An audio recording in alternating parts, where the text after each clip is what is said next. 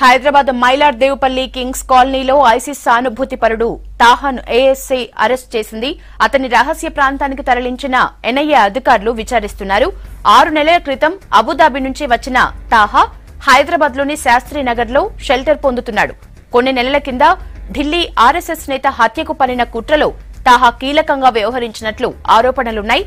అంతేకాదు మరో ఐసిస్ సానుభూతిపరుడు బాసిత్ తో ఉన్న పరిచయాలపై ఎన్ఐఏ ఆరా తీస్తోంది.